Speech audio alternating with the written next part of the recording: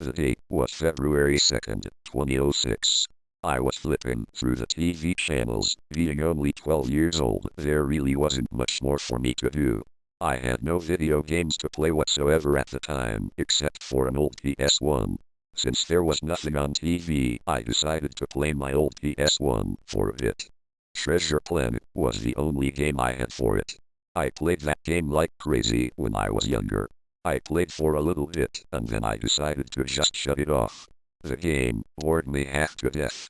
I went around the back of my house and found an old box full of junk. The box had been there before we even moved in that trailer. Inside the box were a pencil, a broken calculator, Monopoly money, a DVD of Dude, Where's My Car?, which was ultimately scratched to hell and back. The last thing in the box was a small miniature TV. It was battery operated. I took it inside and cleaned it up, then put a new battery in it. When I turned it on, I was greeted with static. Until later that night, I found an old paper clip and decided to use it as an antenna.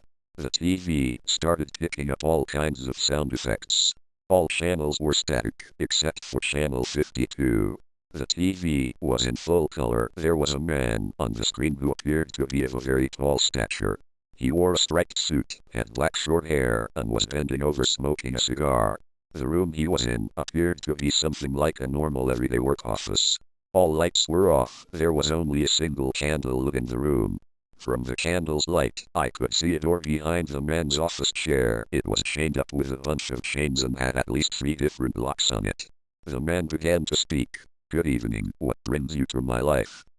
Are you a slave? Do you wear makeup? Are you a human? Do you see my face? If the answer is yes to all questions, then you may be qualified for this." The man had music in the background playing. The music was the song that played in Sonic CD when you did that secret sound test that had Eggman laughing in the background. The man propped his foot on his work desk and began to take off his shoe.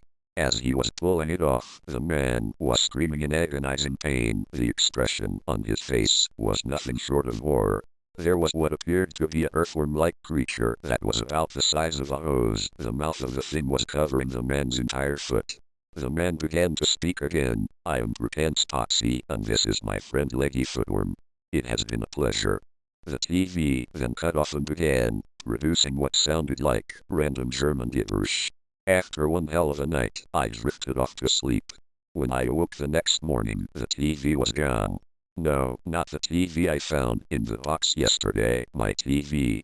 I asked my parents what happened to it and they said they sold it to the pawn shop for some extra cash. My parents were really poor at the time, so they did what they could to get by. I said to hell with it and tried to get that little TV to working again. By 7 p.m., I had it up and running. The thing just decided to cut itself on. This time around, the man, or should I say, Prepants Pazzi, was staring at a blank white wall. The room was entirely lit up with fluorescent lights. He began to speak in a slow tone. "I'm tired of this shit." The man then began to pull his head back and then headbutted the wall, knocking him unconscious while blood flowed from his forehead. The TV turned itself off and started sparking. I went to the bathroom and came back. The TV had completely disappeared from existence. When I turned around to exit my room, the man was standing right before me. He said, "I know I was dumb, but you." He then knocked me unconscious with his fist. When I awoke, I was in a big open field at night. When I went to try and run, I fell through a hole. Luckily, I had my flashlight with me. When I turned on the flashlight, there was a mirror. When I looked in the mirror, I was back in my bed.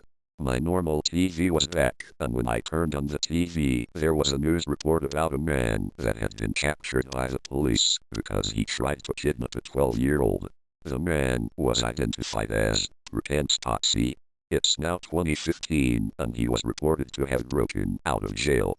No one knows his whereabouts, but he's definitely out there somewhere, and some unlucky person is watching his broadcast.